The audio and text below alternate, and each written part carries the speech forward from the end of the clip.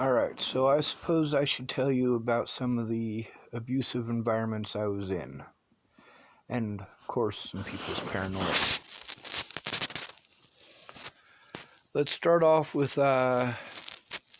let's start off with Peaches. Not abusive. Not abusive. Now let's move over to my little sister's house. She's not really abusive. My mom was there, though, and she's highly abusive. She likes to play head games. Now let's try Tabby's house. Tabby's not abusive. Not unless she's pissed off. And then she's highly abusive. But you have to look at the situation because, well, if she's abusive, most of the time you got it coming. Or she's sticking up for somebody that she cares about. But she wasn't the one who was abusive while I was there. Not even close. She was never abusive while I was there. But her boyfriend at the time, his name was Josh Eichelberger, he was highly abusive. Boulder County Jail, highly abusive. Arapahoe County Jail, highly abusive. Larimer County Jail,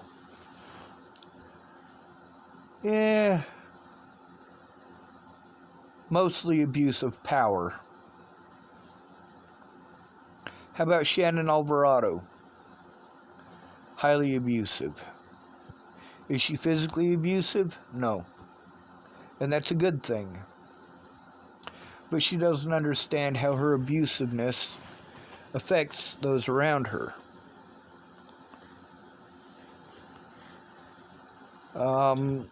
Let's go to Lana Ingelines. Lana is very abusive. She is verbally abusive. She talks down to everybody like they're dogs.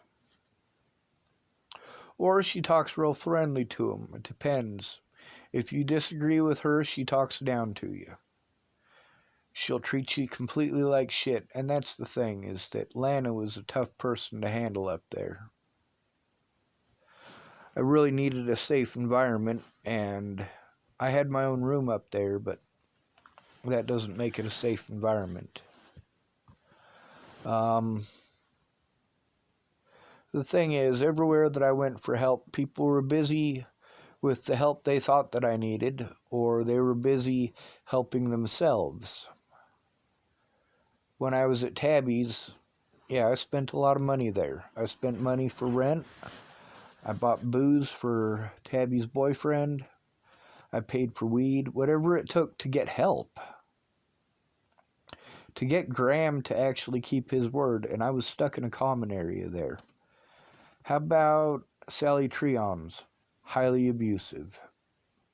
Between the meth heads that were there and what they did to her daughter and all of the constant screaming at those children, that's not a good place to be.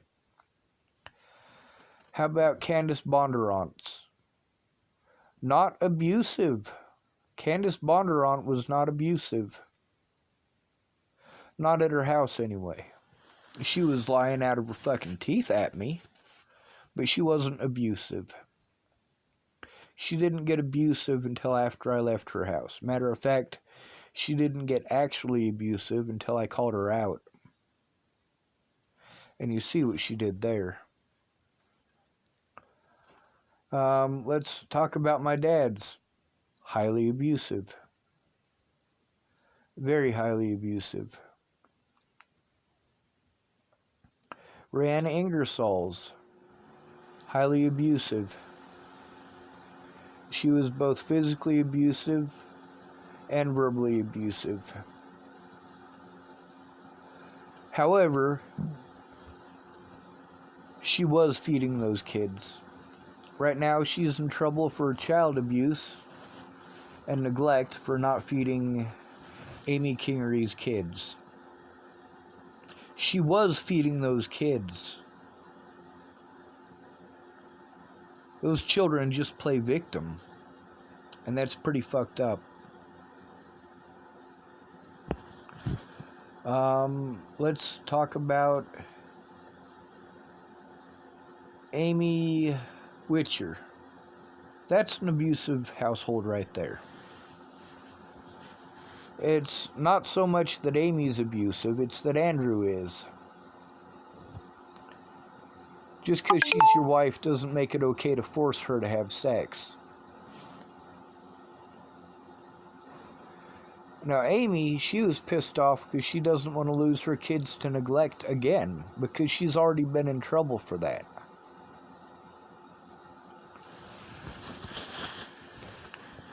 Was Amy abusive to me? No, not really. I mean, sort of. She knew that me, her, and Andrew had made a deal. And she knew that every time that Andrew came home like he was, that they were breaking the deal.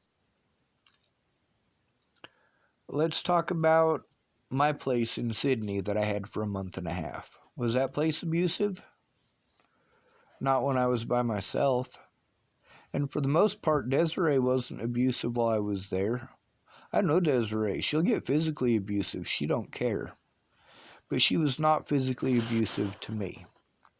She did steal all my shit.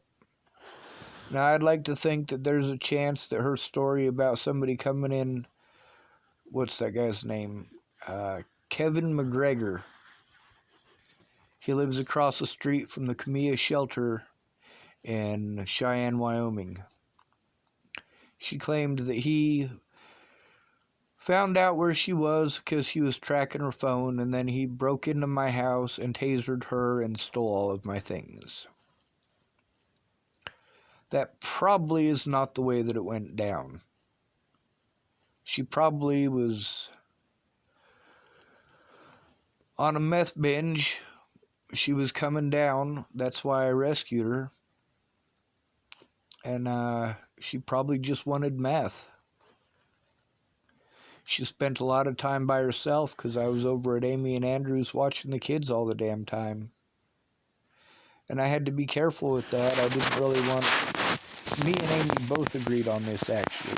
That we don't want Andrew and Desiree getting together because Andrew obviously couldn't stay off the methamphetamines, and Desiree was trying to recover from methamphetamine use. Now let's talk about Brett Roloff's.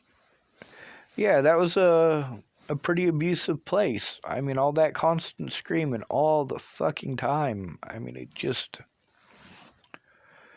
drive a person to drinking, I guess. And then the meth use and meth sales, like, yeah, that'll fucking drive somebody crazy. See, the thing is that I'm overwhelmed. If you guys don't want to see me like this, then fucking help me. Help me get my housing back. Help me get my disability money back. And help me get an honest fucking day in court. I'm going to be taking abuse for the rest of my life over slander. Fuck yes, I'm speaking out.